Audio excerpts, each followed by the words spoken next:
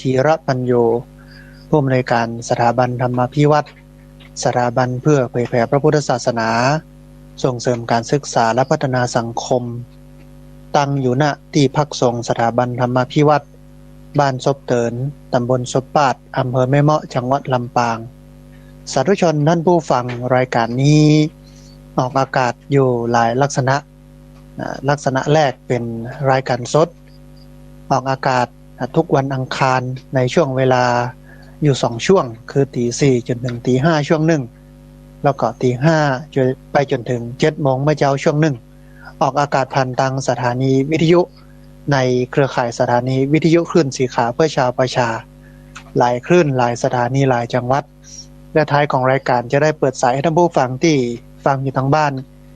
จะได้โทรเข้ามาร่วมเอ่ยกันจะได้โทรเข้ามาร่วมแสดงกำกึดกำเห็นกันลักษณะที่2ออกอากาศผ่านทางFacebook ไลฟ์ของตังวัดฝ่ายหิน และสถานีวิทยุของตังวัดฝ่ายหินในช่วงเวลาเดียวกันนะก็คือวันอังคารในช่วงเวลาตี 4จนถึงตี 5ไปจนถึง7 โมงเมื่อเช้าแล้วก็ท้ายรายการก็จะได้เปิดสายท่านผู้ฟังที่ฟังอยู่ทางบ้านได้โทรเข้ามาร่วมเอ่ยกันโทรเข้ามาร่วมแสดงกำกึดกำเห็นกันในลักษณะหนึ่ง ออกอากาศเป็นเทปบันทึกเสียงทางสถานีวิทยุเพื่อการศึกษาและพัฒนาอาชีพRadio Network FM 99.50 เมกะเฮิรตซ์ของวิทยาลัยเทคโนโลยีและการจัดการกฟผ.แม่เมาะแห่งลักษณะหนึ่งออกทางFacebook ของอาตมาภาพเป็นเทปบันทึกเนาะแต่มันหนึ่งออกทาง YouTube ของอาตมาภาพพระสาธิตธีระปัญโยอันนี้ก็เป็นบันทึกเอาไปออกแล้วก็สุดท้ายออกทางเพจสถาบันธรรมาภิวัตรเพจ Facebook อันนี้ก็เอาบันทึกไปออก3รายการอันหลังนี้ท่านผู้ฟังสามารถติดตามรับฟังย้อนหลังตลอดจนถึงส่งลิงก์คัดลอกลิงก์ Copy ลิงก์ส่งไปให้กับญาติธรรมลูกหลานต่างเต้าได้ติดตามรับฟังกันได้แถมตัวท่านผู้ฟังวันนี้เราประกันในบรรยากาศวันพระที่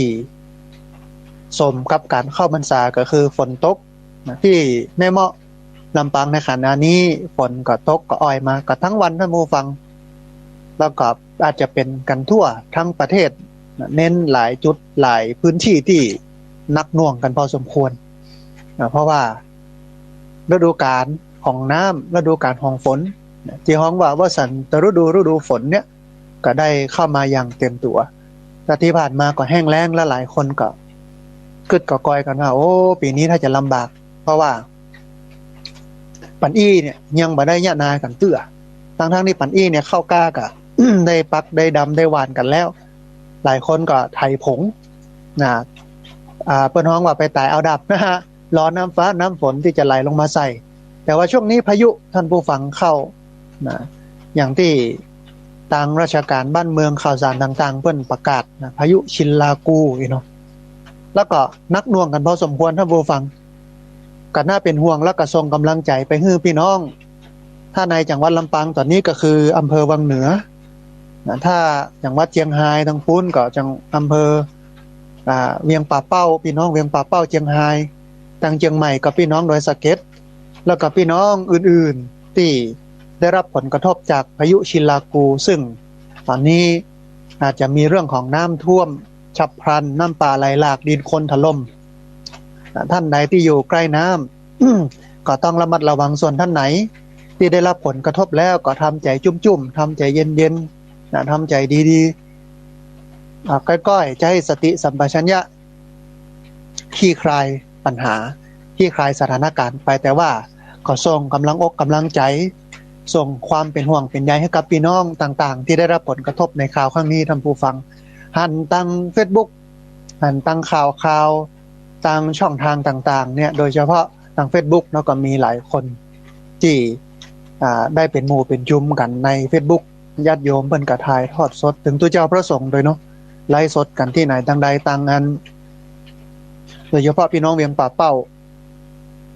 วัดของครูบาอาจารย์หลายรูปอยู่ใกล้น้ำก็ได้รับผลกระทบที่ตังอำเภอวังเหนือหลาย ตำบลหลายหมู่บ้าน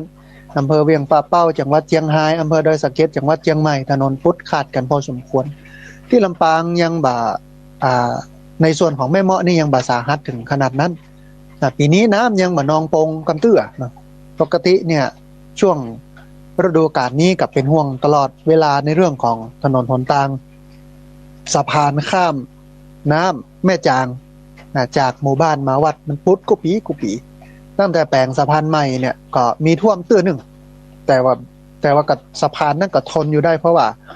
ปรับสะพานใหม่แต่มองว่าจะทนได้มากแค่ไหนมันยังมาตรฐานเตื้อแต่คิดว่าก็พอที่จะอยู่ด้วยกันไปได้พอที่อยู่ด้วยกันไปได้เพราะฉะนั้นท่านผู้ฟังช่วยกันส่งกำลังใจเป็นกำลังใจพี่น้องที่ได้รับผลกระทบจากน้ำท่วมไม่ใช่เฉพาะภาคเฮาภาคเดียวคือภาคเหนือภาคอีสานพี่น้องจังหวัดเลยตาติดตามดูข่าวคราวเนี่ยก็ได้รับผลกระทบพอสมควรไม่ใช่แค่ประเทศไทยท่านผู้ฟังประเทศจีนก็ได้รับผลกระทบนักพอสมควรแต่ประเทศจีนเนี่ย จะมีนักวิชาการหลายคนเปิ้นออกมาให้ความคิดความเห็นว่าที่น้ำมันเป็นน้ำท่วมใหญ่ของจีนก็เพราะว่ามีการทำเขื่อนกั้นน้ำไว้น้ำมันไหลไปบัดตัวบัดตันระบายไม่ทันก็เลยเกิดท่วมใหญ่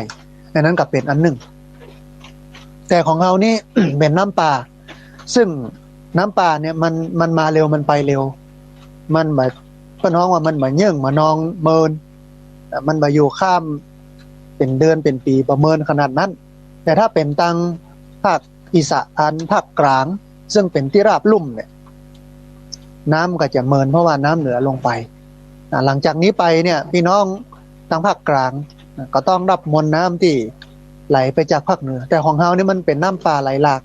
ซึ่งอันตรายกว่าน้ำที่มันนองตามปกติที่มันอยู่ภาคกลางเนี่ยน้ำนองน้ำท่วมขังมันบ่เชี่ยวกราดแต่บ้านเฮานี่มันเชี่ยวกราดที่พี่น้องจังหวัดน่านก็เหมือนกันท่านผู้ฟังบ่ใช่แค่บ้านเฮาเนาะจังหวัดน่านหลายอำเภอสุมาท่านผู้ฟังบ่ได้อู้ไปตะกี้ก็น้ำพี่น้องน้ำที่ไปไหลไปท่วมไปนองที่จังหวัดน่านซ้ำน่ากลัวเพราะน้ำสีแดงปะลึงซึ่งมาจากดินภูเขาถล่มลงมาอันนี้ก็เป็นที่น่าเป็นห่วงก็ให้กำลังใจทุกพื้นที่ที่ได้รับผลกระทบอยู่แล้วก็โดยเฉพาะวันนี้ เป็นวันพระท่านผู้ฟังเป็นวันวาระเป็นวันที่เราจะทำจิตทำใจของเรานั้นให้มันประเสริฐขึ้นให้มันสูงขึ้นให้มันดีขึ้นจำใจจุ่มใจเย็นใจหวานไว้ค่อยๆแก้ค่อยๆไขปัญหาทุกปัญหานั้นมีทางออกทุกวิกฤตมันมีโอกาสทุกความผิดพลาดมันมีการแก้ไขอยู่ที่เราต้องอดทนก้าวพ้นข้ามผ่านมันไปให้ได้ขอเป็นกำลังใจให้กับพี่น้องทุกพื้นที่ท่านผู้ฟังที่ได้รับผลกระทบจากพายุที่เข้ามาพัดผ่านชีวิตเราก็เป็นอย่างนี้เนาะมีตึงสุขมีตึงทุกข์มันก็เหมือนพายุเนาะที่ว่าถึงเวลามันก็มาแล้วก็ถึงเวลามันก็ไปความทุกข์นั้นมันเหมือนพายุที่พัดผ่านอีกไม่นานมันก็ผ่านไปขอเฮานั้นอดทนเรียนรู้แล้วก็อยู่กับมันพี่น้องที่อยู่ดีมีสุข ที่บ่ได้รับผลกระทบก็ดูช่องทางในการจะช่วยจะเหลือพี่น้องที่ได้รับผลกระทบเนาะอันไหนที่เปิ้นดูแลเรื่องข้าวเรื่องน้ำเรื่องป่าเฮาก็ไปดูเรื่องข้าวเรื่องน้ำเรื่องป่าให้เปิ้นในการจะช่วยจะเหลือกันหลายพื้นที่หลายหน่วยงานก็เริ่มเข้าไปช่วยเหลือเกื้อกูลเอาน้ำเอาข้าวเอาป่าเข้าไปส่งเข้าไปเข้าไปแจกเพื่อบรรเทาความหิวโหยเป็นเบื้องต้นแต่ว่าหลังจากที่พายุมันลดลงมันก็จะทำให้ความเสียหายนั้นยังคงอยู่ต้องเข้าไปดูแลต้องเข้าไปซ่อมแซมต้องเข้าไปเยียวยาผู้ได้รับผลกระทบแต่คิดว่ารัฐบาล วันเนี้ยรัฐบาลวันเนี้ยก็คงจะให้หน่วยงานต่างๆเข้าไปดูไปแลไปใส่ใจความเป็นสารทุกข์สุขดิบของพี่น้องที่ได้รับผลกระทบจากพายุอันนี้นะ ก็ขอประกาศบอกกล่าววิงวอนเชิญชวนท่านผู้ฟังที่ยังอยู่ดีมีสุขอยู่ถึงฟังทางอินเทอร์เน็ตเนาะก็เข้าไปช่วยเหลือดูแลพี่น้องที่เพิ่นได้รับผลกระทบตอนนี้ในฐานะที่เป็นญาติธรรมกันในฐานะที่เป็นเพื่อนมนุษย์ร่วมโลกกันหันเพิ่นได้รับความลำบากเฮาก็เข้าไปช่วยเหลือดูแลเพิ่นและเฮาเองซึ่งหลายผู้หลายคนอยู่ใกล้ห้วยใกล้หนองอยู่ใกล้ดอยอยู่ใกล้ต่างน้ำก็ต้องระมัดระวังท่านผู้ฟังอาจจะเปิดสายในช่วงท้ายๆให้รายงานสถานการณ์ทั้งญาติโยมที่อยู่ในพื้นที่ซึ่งอาจจะบ่ค่อยมีกระจิตกระใจจะฟังวิทยุเท่าใดเนาะแล้วก็ญาติโยมที่อยู่ที่อื่นๆรายงานสถานการณ์ว่าเป็นอย่างไรกันพ้องหรืออาจจะอู้เอ่ยถึงความช่วยเหลือว่าอยากจะขอความช่วยเหลืออย่างที่ไหนตั้งใดอย่างใดพ้องนะโดยเฉพาะครูบาอาจารย์พระคุณเจ้าเฮาหลายรูปหลายองค์ที่ได้รับผลกระทบจากหันใน Facebook เปิ้นก็ถ่ายความเสียหายอย่างมาให้ได้ดูได้หันกันก็ให้กำลังใจท่านผู้ฟังแล้วก็คอยดูช่องทางในการให้ความช่วยเหลือสาธุชนท่านผู้ฟังวันนี้เป็นวันพระใหญ่15ค่ำแล้วก็เป็นวันโกนวันนี้พระโปร่งผมเป็นวันกินวันตาลเมื่อถึงวันพระอย่างที่อาตมาภาพบอกวันพระแปลว่าวันประเสริฐวันเลิศวันดีพระมาจากคำว่าวระแปลว่าประเสริฐแปลว่าเลิศแปลว่าดีบ่ได้ประเสริฐบ่ได้เลิศบ่ได้ดีเพราะวันแต่ประเสริฐเลิศดีเพราะว่าเฮาเอาวันเนี้ยมาเป็นเงื่อนไขในการฝึกการคัดการกล่าวตัวเก่าตามหลักของไตรสิกขาก็คือศีลสมาธิปัญญาอย่างที่ให้ท่านผู้ฟังทั้งหลายฟังไปว่าศีลนั่นมันเป็นเครื่องมือฝึกหัดคัดเก่าพฤติกรรมสมาธิมันเป็นเครื่องมือฝึกหัดคัดเก่าจิตใจปัญญามันเป็นเครื่องมือฝึกหัดคัดเก่ากำกึดให้เฮาเป็นมนุษย์ที่ประเสริฐเป็นมนุษย์ที่เลิศเป็นมนุษย์ที่ดีสมกับความเป็นมนุษย์ยิ่งขึ้นอันมนุษย์ประเสริฐมนุษย์เลิศมนุษย์ดีในทัศนคติของพุทธศาสนาเนี่ยมันเปลี่ยนมันปรับกันได้ที่กำกึดภาษาพระบรรทองว่าทิฏฐิคนยุคนี้นักปราชญ์เพิ่นก็บอกว่าเมื่อเปลี่ยนความคิดชีวิตก็เปลี่ยนมันเป็นอย่างนั้นแต่ท่านผู้ฟังคนเราจะเปลี่ยนชีวิตเนี่ยถ้าบ่เปลี่ยนความคิดมันก็บ่สามารถที่จะเปลี่ยนชีวิตได้คนเราจะเปลี่ยนชีวิตได้ก็ต่อเมื่อเราเปลี่ยนกำกึดได้เปลี่ยนความคิดชีวิตก็เปลี่ยนอันหนึ่งในการเปลี่ยนความคิดหรือการคิดได้แบบพุทธเนี่ยมันอู้กันถึงเรื่องของการมองโลกซึ่งเป็นสิ่งที่สำคัญท่านผู้ฟังการการกอยโลกการเข้าใจโลกในโลกนี้เนี่ยมักจะมีคนมองโลกอยู่3กลุ่มต้นแบ่งเป็น3กลุ่มกลุ่มแรกเป็นคนมองโลกในแง่ดีซึ่งกลุ่มนี้เนี่ย ก็มีหลายผู้หลายคนออกมาบอกเขาว่าเขาก็ต้องมองโลกในแง่ดี อย่างก็เฮือนดีไว้ก่อนมองในแง่ดีไว้ก่อนเขาก็ถูกสอนถูกบอกมาอย่างนี้โดยคนในโลกนี้ทั่วไปอันที่2คนประเภทที่2ก็คือคนมองโลกในแง่ร้ายก็มองโลกในแง่ร้ายไว้ก่อนเพื่อมันเป็นอย่างนั้นอย่างนี้เขาจะได้ทำใจได้มากกว่านั้นนำไปสู่การป้องกันและแก้ไข2กลุ่มนี้ก็คือกลุ่มที่มองโลกในแง่ดีและก็กลุ่มที่มองโลกในแง่ร้ายนี่ก็บางครั้งบางทีก็โจมตีกันว่าไอ้หมู่ที่มองโลกในแง่ดีเนี่ยมันบ่ระมัดระวังตัวเก่าหรอมันบ่มีการเตรียมตัวมองโลกในแง่ดีเกินไปก็เลยเจ็บช้ำก็เลยถูกหลอกแต่มุมหนึ่งคนที่มองโลกในแง่ดีก็บอกว่าก็หมู่ที่มันมองโลกในแง่ร้ายเนี่ยมันเป็นโรคหวาดระแวงล่าตามล่าเป็นโรคซึมเศร้าเป็นโรคประสาทระแวงไปหมดบ่ไว้เนื้อเชื่อใจไผบ่วางใจไผสองอันนี้ก็ถ้ามองมุมพุทธเนาะมองแบบพุทธก็บอกว่ามันก็สุดโต่งเป็นคนละต่างมันสุดโต่งเป็นคนละทางแล้วพุทธศาสนามองโลกแบบไหนท่านผู้ฟังพุทธศาสนามองโลกแบบไหนพุทธศาสนามองโลกตามความเป็นจริงซึ่งเป็นกลุ่มที่3โลกนี้มีคนอยู่3แบบในเรื่องของการมองโลก กลุ่มแรกก็คือมองโลกในแง่ดี กลุ่มที่สองมองโลกในแง่ร้ายกลุ่มที่สามมองโลกตามความเป็นจริงนะมองโลกในแง่ดีก็ถูกสอนนักพอสมควรให้เรามองแบบนั้นในสังคมยุคนี้ แต่ก็มีเห็นกลุ่มหนึ่งที่เปิ้นก็บอกว่าก็ต้องมองโลกในแง่ร้ายไว้พ่องแต่จะได้ก็ตามในฐานะที่เราเป็นพุทธศาสนิกชนท่านผู้ฟังโลกที่เราจะต้องมองก็คือมองโลกตามความเป็นจริงภาษาพระพุทธเจ้าคำว่ายะถาภูตญาณทัสสนะยะถาภูตญาณทัสสนะก็คือมองโลกตามความเป็นจริงอันนี้เป็นสิ่งที่พระพุทธศาสนาสอนให้เรามองโลกตามความเป็นจริงแต่ถ้าเป็น การมองโลกตามความเป็นจริงของโลกภาษาโลกเนาะมันก็เป็นเห็นมุมหนึ่งอาจจะบรรลึกเต้าภาษาธรรมที่พระพุทธเจ้าเปิ้นสอนในข้อมูลที่อาตมาภาพเอามาอู้ให้ผู้ฟังทั้งหลายได้ฟังว่าคนบนโลกนี้มองโลกอยู่3แบบแบบแรกก็คือมองโลกในแง่ดี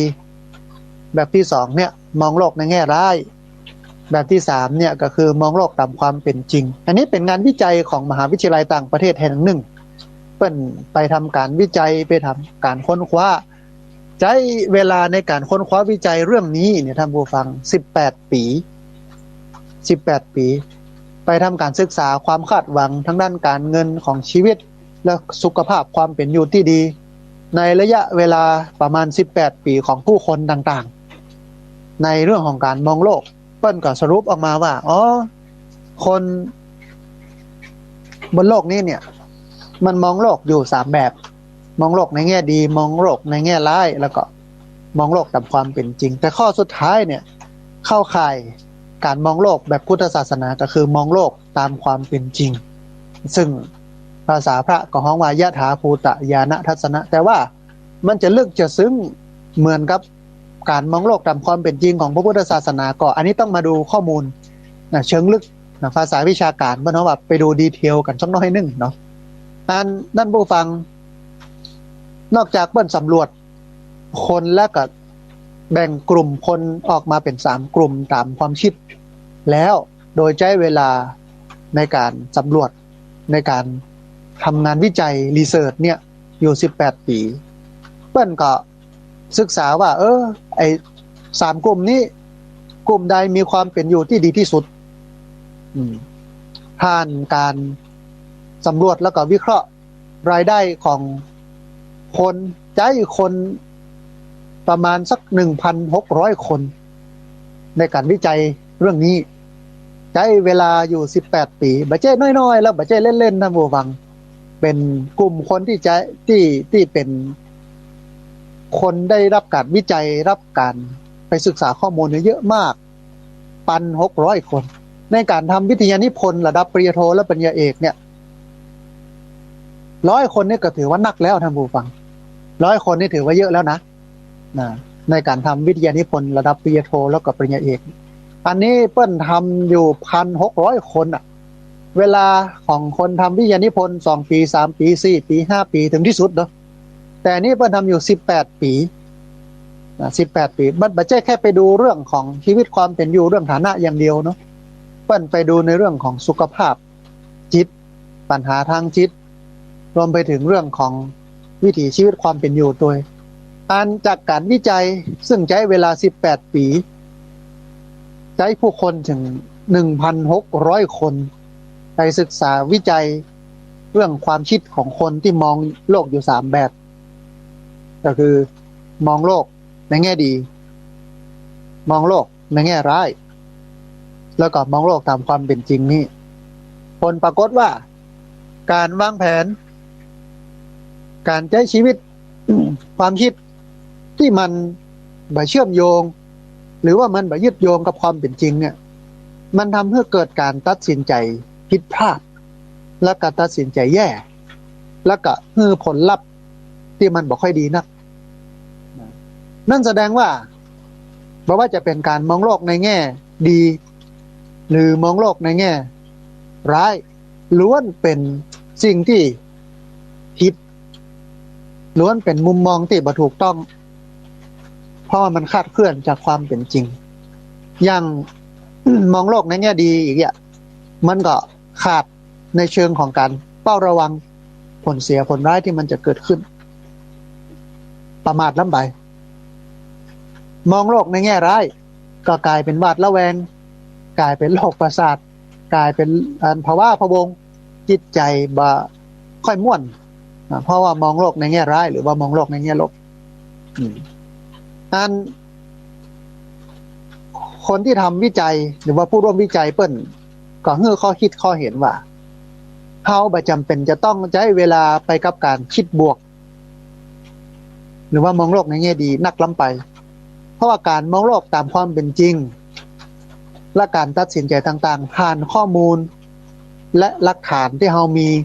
หรือความจริงที่มันถูกต้องมันจะนำไปสู่การปฏิบัติต่อสิ่งที่มันเกิดขึ้นได้อย่างถูกต้องคล้ายๆกับว่าถ้าเฮามองโลกในแง่ดีมันก็เหมือนกับการหลอกตัวเก่า หลอกตัวเอง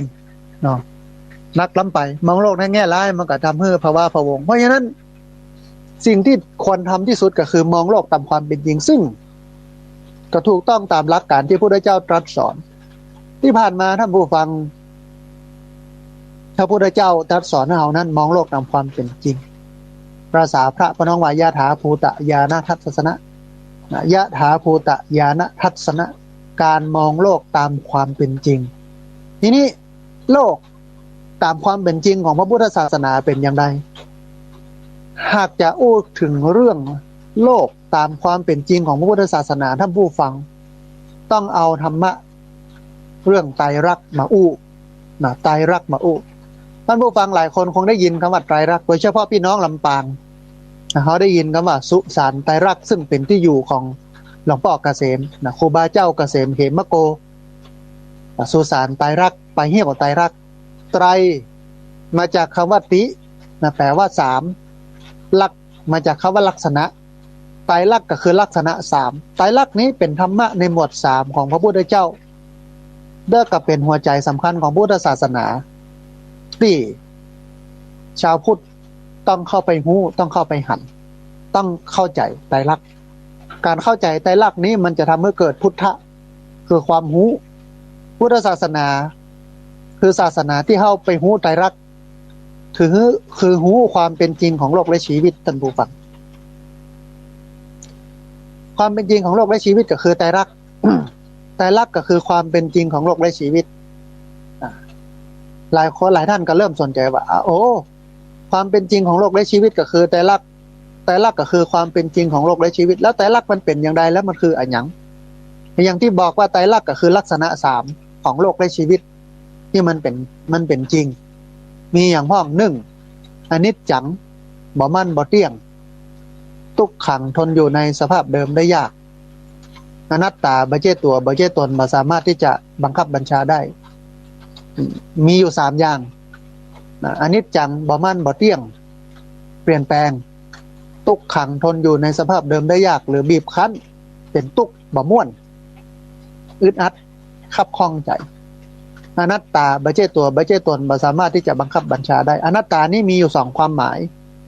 อันแรกคือบ่ใช่ตัวบ่ใช่ตนอันที่สองคือบ่สามารถบังคับบัญชาได้อันนี้คือความเป็นจริงของโลกและชีวิตถ้าเรามองโลกตามความเป็นจริงเขาก็จะหันไตรลักษณ์นี้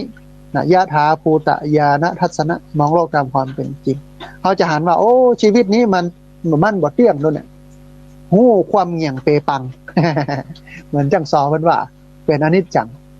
เป็นทุกขังทนอยู่ในสภาพเดิมได้ยากทุก108อนัตตาบ่ใช่ตัวบ่ใช่ตนบ่สามารถที่จะบังคับบัญชาได้เมื่อหันอย่างอี้เฮาก็ชื่อว่าพุทธะ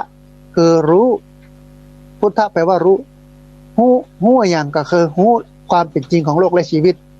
การจะหู้ความเป็นจริงของโลกและชีวิตก็จำเป็นจะต้องมามองโลกตามความเป็นจริงมองโลกตามความเป็นจริงยะถาภูตญาณทัสสนะเมื่อมองโลกตามความเป็นจริงแล้วเฮาก็จะปฏิบัติต่อโลกหรืออยู่กับโลกนี่มันเป็นจริงได้โดยที่ไม่หลอกตัวเองได้ข้อมูลที่มันถูกต้องกับปฏิบัติถูกต้องได้ข้อมูลมาผิดกับปฏิบัติผิดที่ผ่านมาเนี่ยเราปฏิบัติผิดเพราะเราไม่ได้มองโลกตามความเป็นจริงเมื่อเราไม่ได้มองโลกตามความเป็นจริงพุทธะมันบ่เกิด แต่อวิชชาคือความไม่รู้มันเกิดแทนเมื่ออวิชชาก็มีตัณหาความอยากมีอุปทานความยึดถือยาวไปจนหลายเรื่องหลายอย่างแต่ถ้ามีพุทธะแล้วก็จะมีวิชาคือความรู้ตัณหาก็จะบ่มีอุปทานก็จะบ่มีทุกข์ก็จะบ่มีนั่นหมายความว่าถ้าเฮามองโลกตามความเป็นจริงแล้วหันความจริงของสิ่งทั้งหลายเนี่ยเฮาก็จะเกิดพุทธะคือความรู้เมื่อเกิดพุทธะคือความรู้แล้วเฮาก็จะบ่ทุกข์เพราะเฮามองโลกตามความเป็นจริงปฏิบัติคืออยู่กับโลกหรือปฏิบัติต่อโลกตามที่มันเป็นตามที่มันเป็นไม่ใช่ตามที่เราอยากให้มันเป็นถึงวันนี้เฮาบ่ได้มองโลกตามความเป็นจริงเฮาก็เลยปฏิบัติต่อโลกอย่างที่เราอยากจะให้มันเป็นอยากจะให้มันเป็นอย่างนั้นอยากจะให้มันเป็นอย่างนี้อยากจะให้เฮาเป็นอย่างนั้นอยากจะให้เฮาเป็นอย่างนี้ อยากจะให้คนอื่นเป็นอย่างนั้นอย่างนี้พี่นั่นยังบ่เป็นอย่างนั้นไอ้น้องนั่นยังบ่เป็นอย่างนี้ถ้ามันเป็นก็พอใจคือถ้ามันเป็นดังที่ใจเฮาว่านี่นะ แต่ถ้ามันบ่เป็นดังที่ใจเฮาว่านี่มันก็จะทุกข์แต่ส่วนใหญ่80%มันบ่ได้เป็นดังที่ใจเฮาว่าเพราะมันเป็นของมันอย่างนั้นหลวงพ่อพุทธทาสบรรยายกับว่าตถาตาคือมันเป็นเช่นนั้นมันเป็นไปตามเหตุตามปัจจัยของมันบ่ได้เป็นไปตามใจของเฮาแต่เฮาเข้าไปฮู้มันเนี่ยนะเห็นในสิ่งที่มันเป็นไม่ใช่เห็นตามสิ่งที่เราอยากจะให้มันเป็นแต่ถึงวันนี้เฮาเห็นตามที่เฮาอยากจะให้มันเป็นแต่พอมันบ่เป็นตามที่เฮาอยากให้มันเป็นเฮาก็ทุกข์แต่ถ้าเฮาไปเห็นตามที่มันเป็นเฮาจะเข้าใจว่าอ๋อมันเป็นอย่างนี้มันต้องเป็นอย่างเงี้ยทำใจได้เข้าใจได้นี่คือการมองโลกเนาะมองโลกโดยเฉพาะการมองโลกตามความเป็นจริงของพุทธศาสนาคือเห็นไตรลักษณ์เห็นการเกิดขึ้นเห็นการตั้งอยู่เห็นการดับไปของสิ่งทั้งหลายเขาก็จะเข้าใจว่าโอ้ทุกข์มันก็เกิดขึ้นเนาะเดี๋ยวทุกข์มันก็ตั้งอยู่ทุกข์มันก็ดับไปมันบ่มีอะไรอย่างที่รังยั่งยืนเขาก็สบายใจได้ส่วนหนึ่งเวลาสุขเกิดขึ้นโอ้สุขเกิดขึ้นเหมือนกันนะมันก็ตกอยู่ในกฎไตรลักษณ์โลกสุขเกิดขึ้นสุขตั้งอยู่สุขดับไปมันก็เลยทำให้เราทำใจได้ว่าเวลาขึ้นอย่าหลงเวลาลงอย่าท้อเวลาขึ้นไม่ควรหลงเวลาลงไม่ควรท้อเวลามันขึ้นก็คือเรามีความสุขความม่วนความสบายเราจะไปหลงละเลงกับมันเราต้องคิดต้องระลึกอยู่เสมอว่าสักวันหนึ่งมันก็ลงคนเราชั่ว7ทีดี7หนโลมีมืดก็มีแจ้งมีสุขก็มีทุกข์มีหวานก็มีขมมีดำก็มีขาวชีวิตเรามีขึ้นก็ต้องมีลงแต่เวลามันลงมันจมอยู่กับความทุกข์เฮาก็จะไปคิดว่าโอ้ยเฮานี่ทุกข์กว่าไผแล้วมันจะผ่านพ้นไปเมื่อใดสักเตื้อมันตึงพ้นละกามันจะทุกข์ตลอดปีตลอดชาติทุกข์ตลอดชีวิตอย่างอีละกาเนี่ยนะอย่าไปคิดอย่างนั้นเพราะความทุกข์นั้นมันก็ตกอยู่ในกฎของไตรลักษณ์ทุกข์เกิดขึ้นทุกข์ตั้งอยู่ทุกข์ดับไปนะมันบ่มีอะไรอย่างจีรังยั่งยืนเพราะมันอยู่ในกฎของไตรลักษณ์ความเป็นจริงของโลกในชีวิตมันเป็นอย่างนี้อย่างพี่น้องท่านที่ได้รับผลกระทบจากพายุชินกุลานี่เนาะชินลากูเนี่ยอันขอให้อดทนก้าวพ้นข้ามผ่านมันไปท่านผู้ฟังเมื่อพายุผ่านพ้นไปแล้วมันก็จะกลับสู่ภาวะปกติแต่ว่าอาจจะต้องฟื้นฟูมีหลายคนเปิ้นอู้ว่าฟ้าหลังฝนมันงดงามเสมอแต่ว่าของเขาเนี่ยได้รับความเสียหายน้ำปัดน้ำปังเข้าไปในบ้านสลีที่นอนผ้าผ่อนต้นสบายครัวหม้อหายแต่ไหลปากพริกยาเกลือว่าจะเสียหายแต่ถ้ายังมีชีวิตอยู่มันก็ยังหาได้อยู่ท่านผู้ฟังกลับเข้าไปฟื้นไปฟูเอาคิดเปอะกิโลที่มันเข้าไปในบ้านออกไปหลังจากที่น้ำมันลดลงไปแล้วมันก็ยังดีกว่าไฟไหม้ไฟไหม้ก็ยังดีกว่ายังเหลือที่ดินอยู่อย่างนี้เป็นต้นเนาะมันก็ยังเหลืออย่างหลายอย่างอาจจะต้องเริ่มใหม่ก็ต้องเริ่มใหม่มันก็ต้องนึกย้อนไปว่าตอนที่เฮามาเฮาก็มีอย่างสักอย่างนี้ไม่ได้กำแหวนกำสร้อยกำนาฬิกาทรัพย์สมบัติออกมาจากท้องป่อท้องแม่ออกมาตัวเปล่าล่อนจ้อนเอามาให้มาหาเอาตั้งหน้าตรงนั้นอย่างวันนี้ก็เหมือนกันถ้ามันจะสูญหายถ้ามันจะเสียหายไปพ่องก็ขอให้อดทนแล้วก็มุ่งมานะหิหากันใหม่แล้วพี่น้องที่อยู่ดีมีสุข พอมีพอกินก็เปิ้นฮ้องว่าแลพอพี่น้องที่เปิ้นตกทุกข์ได้ยากในวันนี้หยิบอะไรอย่างได้ยื่นอะไรอย่างได้ก็หยิบก็ยื่นไปให้เปิ้นช่วยเหลือเกื้อกูลเปิ้นเป็นกำไรซึ่งเป็นกำลังใจซึ่งกันและกันนะอันนี้เจ้านี้เนี่ยปาถ้าผู้ฟังมาเรียนรู้การมองโลกแบบพุทธศาสนาโดยปกติแล้วคนบนโลกนี้จะมองโลกอยู่สามแบบคือ1มองโลกในแง่ดี2มองโลกในแง่ร้ายแล้วก็3มองโลกตามความเป็นจริงแต่ในทางพุทธศาสนามีอย่างเดียวคือมองโลกตามความเป็นจริงภาษาพระพุทธเจ้าว่ายะถาภูตญาณทัสสนะมองโลกตามความเป็นจริงเนี่ยมันก็จะหันความจริงของโลกมองให้เห็นความจริงของโลกบ่ถูกมายามาปิดมาบังความจริงของโลกและชีวิตคือเกิดขึ้นตั้งอยู่ดับไปอนิจจังบ่เที่ยงบ่แท้แน่นอนทุกขังทนอยู่ในสภาพเดิมได้ยากอนัตตาบ่ใช่ตัวบ่ใช่ตนบ่สามารถที่จะบังคับบัญชาได้มันเป็นอย่างนี้เมื่อเห็นอย่างนี้แล้วปุ๊บเขาก็จะเข้าใจทำใจได้ว่ามันเป็นอย่างเงี้ยเวลาขึ้นเขาก็จะบ่ได้หลงเวลาลงเขาก็จะบ่ได้ท้อเพราะว่าเข้าใจว่ามันเป็นอย่างเงี้ยเกิดขึ้นตั้งอยู่ดับไปเป็นอนิจจังทุกขังอนัตตาอันนี้คือธรรมะเจ้านี้ที่เอามาฝากกับท่านผู้ฟังเนาะท่านผู้ฟังเหลือบแลพอเวลา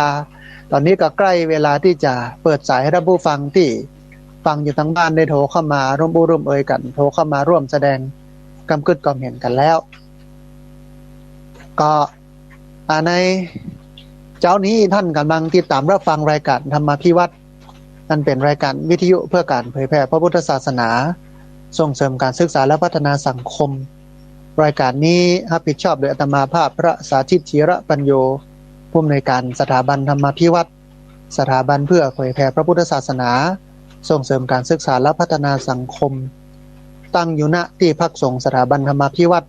บ้านซบเตินตำบลซบปาดอำเภอแม่เมาะจังหวัดลำปาง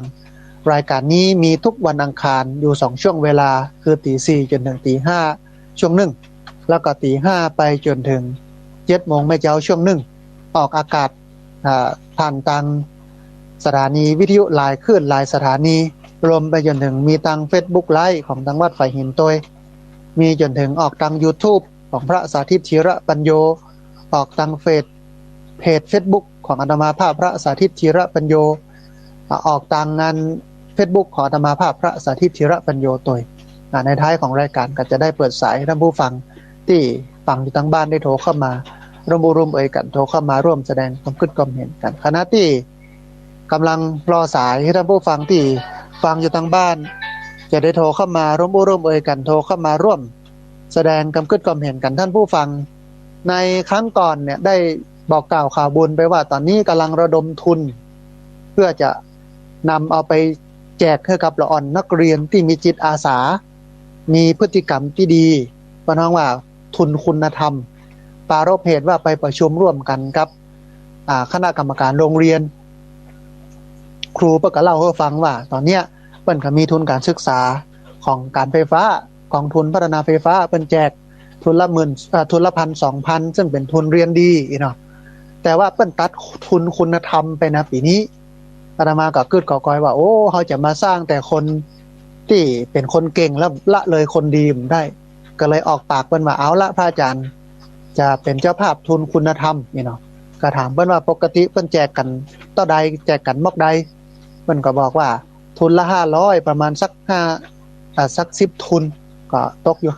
5,000 อาตมาก็บอกว่ามันน้อยลงไปนะเอาสัก20ทุน เอาสัก20ทุนนึง10,000 บาทนะต่อ1โรงเรียนเนาะก็มีอยู่2โรงเรียนก็ตกอยู่ประมาณสัก40ทุนก็ 20,000 กว่าบาทตอนนี้ก็ระดมทุนกันไปก็มีญาติโยมได้ร่วมบุญกันมาบอกว่าจะเป็นแม่ครูธัญญาทองอิ่ม1ทุนป่อบุญเย็นพิญโย2ทุนแล้วก็จะมีหลายคนโทรเข้ามาว่าเดี๋ยวจะเอาไปถวายที่วัดแล้วก็ร่วมบุญตัวอย่างตัวเนอะก็มีหลากหลายอยู่ก็ในช่วงนี้ก็เรียนเชิญเจริญพรท่านผู้ฟังมาร่วมบุญกันในเรื่องของการสนับสนุนสังคมฮือหันคนดีมากกว่าคนเก่ง มาสร้างสังคมให้ตื่นหูว่าคนดีมันสำคัญกว่าคนเก่งเนอะแล้วก็ช่วงนี้ท่านผู้ฟังสามเณรโรงเรียนบาลีสาธิตศึกษามหาวิทยาลัยมหาจุฬาลงกรณราชวิทยาลัยวิเขตเชียงใหม่ก็ได้มาอยู่ปฏิบัติธรรมเพื่อเรียน หนังสือที่พักสงฆ์สถาบันธรรมาภิวัตน์แห่งนี้ตอนนี้ก็ไปพักกุฏิใหม่ที่ญาติโยมได้ร่วมกินร่วมทานกันมาบอกว่าจะเป็นพระป่ากฐินท่านอาจารย์พระครูอภิวัฒนวิกรมพร้อมกับครูบาอาจารย์หลายๆรูปได้ร่วมกินร่วมทานกันมาร่วมสร้างร่วมแปลงก็ได้อันอยู่ได้แล้วตอนนี้นะอยู่ได้แล้ว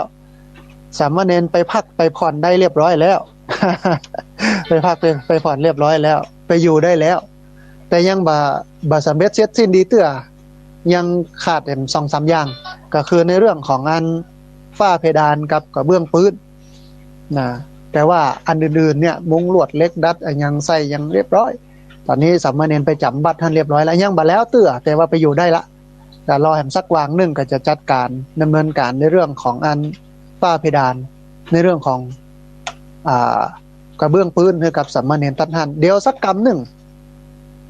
ช่วงนี้อาจจะบัดดันช่วงที่2บนอาจจะได้ยินเสียงการสวดมนต์ไหว้พระของสามเณรซึ่งเมื่อเขาดำเนินกิจการไปกันเองแต่ปกตินี่อาตมาภาพอยู่กับอาตมาภาพก็จะนำเปิ้นได้สวดมนต์ทำวัดนั่งสมาธิแล้วก็ได้ฮื้อโอวาทกับสามเณรเหล่านั้นให้เปิ้นได้มีกำกึดกำอ่านที่ดีให้เปิ้นได้เข้าใจในเรื่องของงานธรรมะให้กำลังใจเปิ้นตัวในการทำการเรียนข้อคิดเตือนสติเปิ้นให้เปิ้นได้เป็นคนที่กึดได้เนาะเป็นคนกึดได้บางครั้งบางทีความเป็นละเด็กละอ่อนของเปิ้นบางครั้งบางทีความเหนื่อยความล้าในการเดินตามในการทำการเรียนมันหนักหลายรูปหลายตนก็ถอดอกถอดใจ นะเพราะว่ามันต้องนั่งรถไฟมาลูกท่านผู้ฟังแล้วก็ต้องตื่นเจ้าต้องมาอยู่ในระบบระเบียบกับละอ่อนน่ะเน้นกับมันละอ่อนน่ะแต่ถ้าเฮาค่อยๆเป้าค่อยๆปาเพิ่นไป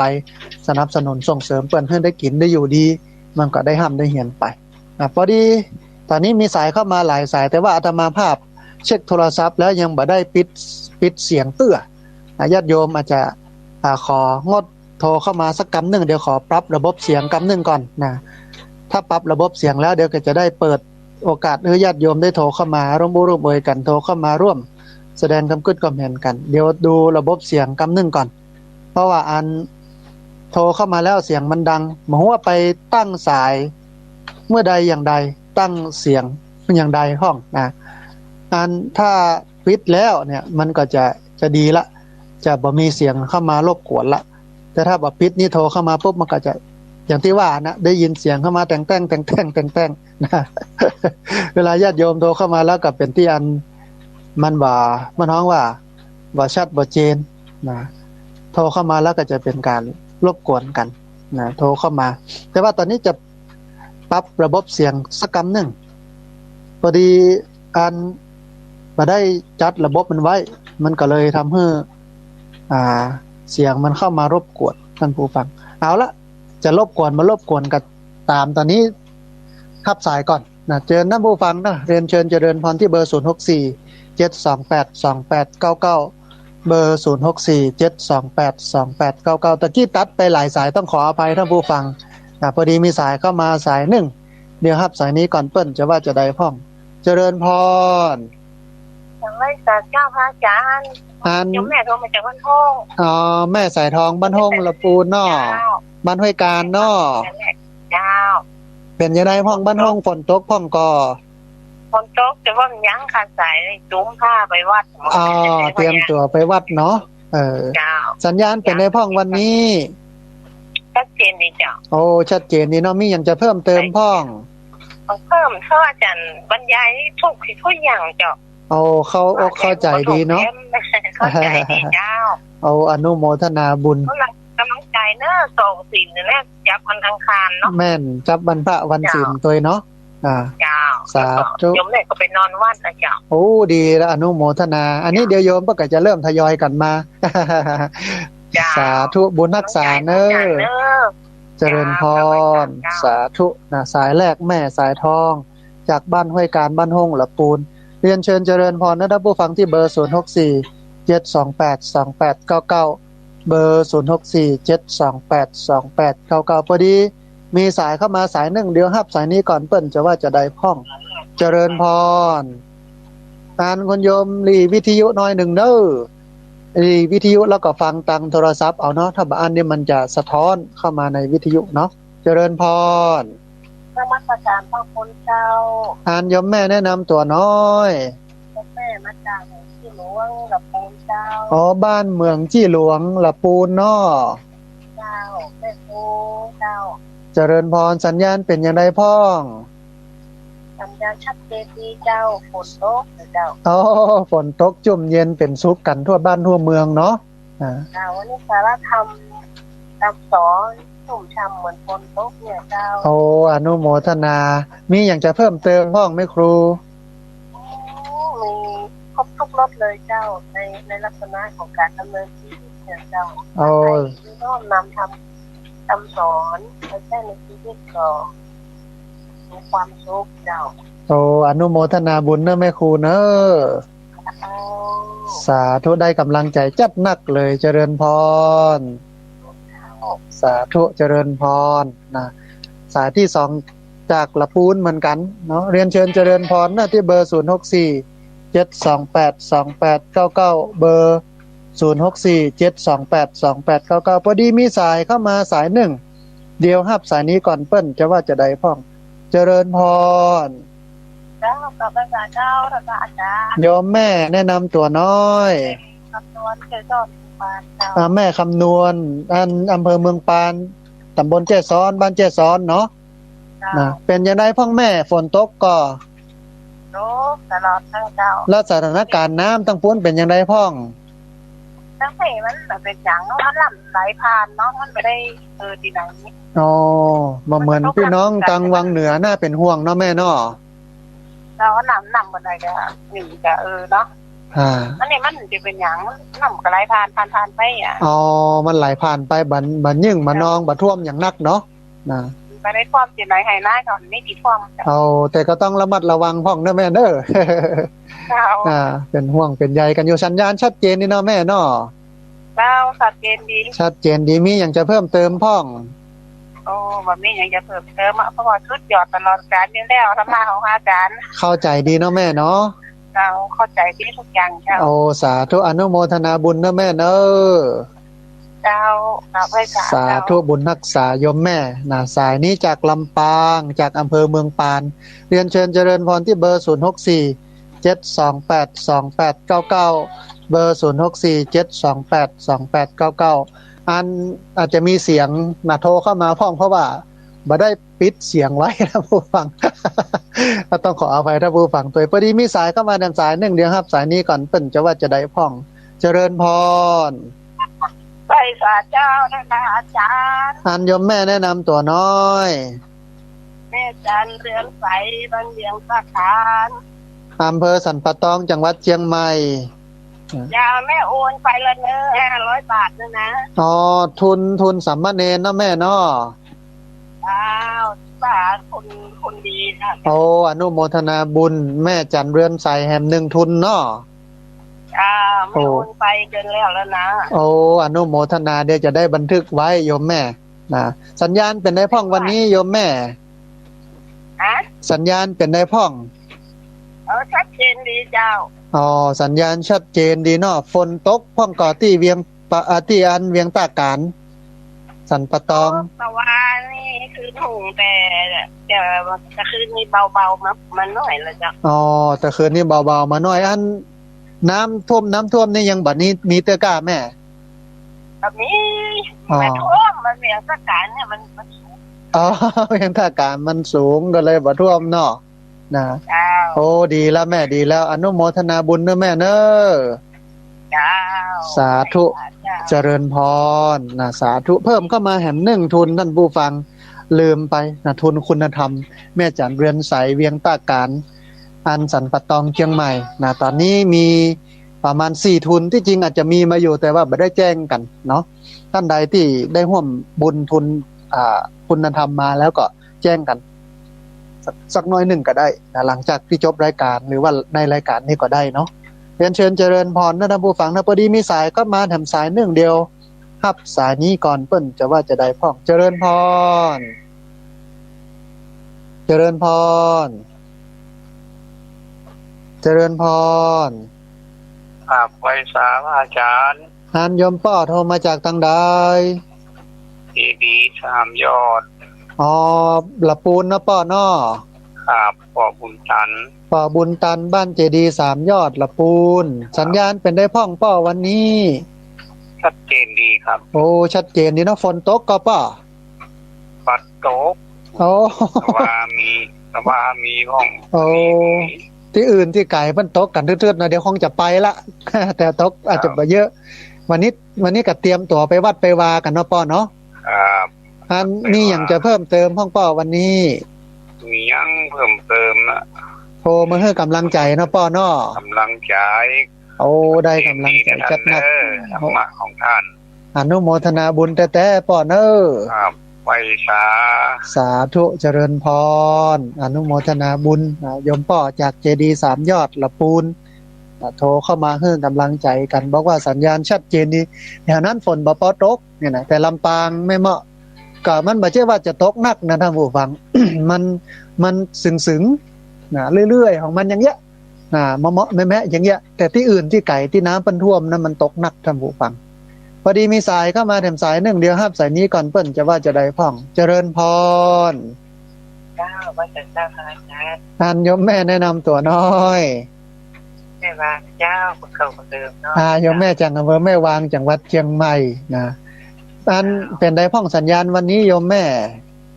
เจ้าสัญญาณดีเจ้าชัดเจนนี่เนาะแม่วางฝนตกพ่องก่อนแม่โอ้โหสุดยอดท่านตกนักตกหลายเนาะมันตื่นมาค่ำคนโง่นักขนาดเอาต้องระวังเรื่องน้ำเรื่องหนองพ่องเด้อแม่เด้อแต่ก็ดีเจ้าให้เจ้านาเพิ่นก็ยังจะได้เนี่ยให้ย่านาพักไม้ใส่เครือจะได้โป่งพ่องเนาะมันตั้งกำลังใจมันได้กันน่าเอ็นดูเหมือนกันนะถ้าโต๊ะใครนี่เปิ้นว่าแตกหมดอีนะเนาะเจ้าต้องฝนแตกนี่นะที่มันเปลือกบางแต่มันก็ดึงดีดึงอย่างดีอย่างบ่ดีอย่างแต่ธรรมชาติมันก็อย่างเหได้ก็เหนั้นเนาะแม่เนาะโอ้อนุโมทนาบุญนะแม่เด้อไปทำบุญมันน้อยโอ้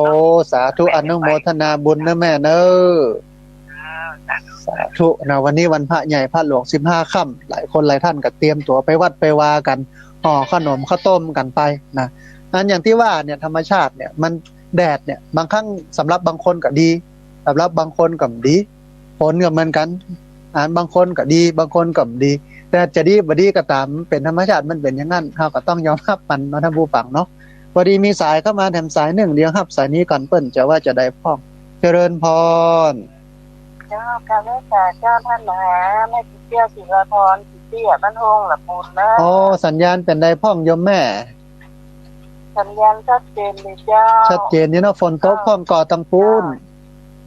จะฝนตกวันข้ามแต่ว่าวันข้ามเมื่อเช้านี่ก็ตกอยู่เจ้าเอาดีแล้วจะได้จุ่มได้เย็นกันไปพ่อง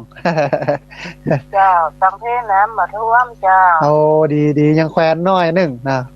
เจ้าดูเพื่อนที่น้ำท่วมเนาะนั่นน่ะก็ส่งกำลังใจกันไปเฮือกันเด้อแม่เด้อนะเจ้ากับไว้สาเด้อท่านนะเจ้าบุญรักษาเจริญพรสาธุสาธุสาธุนะอันเจ้านี้พี่น้องเวียงป่าเป้าเงียบซักแซบบ่ฮู้เป็นจะได้ไปมาก็น่าเอ็นดูเพราะว่าสถานการณ์น้ำท่วมก็หนักอยู่อาจจะมีการเฝ้าระวังกันพ้องอย่างกันพ้องบางคนบางท่านก็จะฟื้นฟูอย่างต่างๆหลายอย่างก็น่าเอ็นดูพี่น้องเวียงป่าเป้าเจียงไฮ้เฮาปกติก็ฟังกันนักกันหลายวันนี้ก็ยังเงียบแต่ถ้าท่านใดฟังอยู่ โทรเข้ามารายงานสถานการณ์กำนึงเด้อที่เบอร์0647282899นะพี่น้องเวียงป่าเป้าหรือว่าที่อื่นที่ไกลก็เรียนเชิญเจริญพรได้โทรเข้ามาร่วมบุญร่วมเอ่ยกันโทรเข้ามาร่วมแสดงความคิดความเห็นกันวันนี้อู้กันถึงเรื่องของการมองโลกซึ่งก็บอกว่าการมองโลกที่ดีที่สุดคือมองโลกตามความเป็นจริงว่ามันจะได้รู้ความจริงแล้วก็จะได้ปฏิบัติถูกต้องมันตรงกับความจริงนั้นเนี่ยนะวันนี้มีสายเข้ามาแถมสาย1เดียวครับสายนี้ก่อนเปิ้นจะว่าจะได้พ่องเจริญพรเจริญพรครับอาจารย์ครับโยมป้อโทรมาจากทางใดโยมป้อโทรจาก จำตองครับอำเภอจอมทองจังหวัดเชียงใหม่เนาะป้อเนาะอันฝนตกก็ป้อที่จอมทอง ตกครับ โอ้ตกสัญญาณชัดเจนดีเนาะชัดเจนดีครับมีอย่างจะเพิ่มเติมพ่องป้อวันนี้มีอย่างครับเพราะโทรไปกำลังใจครับโอ้ได้กำลังใจจัดหนักเลยโยมป้ออนุโมทนาบุญเนอะครับก็เคยไปมากินไปกินมากินมาตานด้วยกันนี่แล้วเนาะครับไปอยู่รอบย่างครับอ๋อจำได้ที่มางานพระป่ากฐินครั้งแต่แล้วครับอนุโมทนาบุญเนอะป้อเนอะครับสาธุเจริญพรสาธุเอาละท่านผู้ฟังเหลือบแลพอเวลาแล้วคงจะงดรับสายไว้แต่เพียงเท่านี้เวลาหมดเวลาพอดีเขาจะปะกันใหม่ในช่วงที่2 ตี 5ไปจนถึง 7 โมงแล้วก็ทุกวันอังคารท่านผู้ฟังตี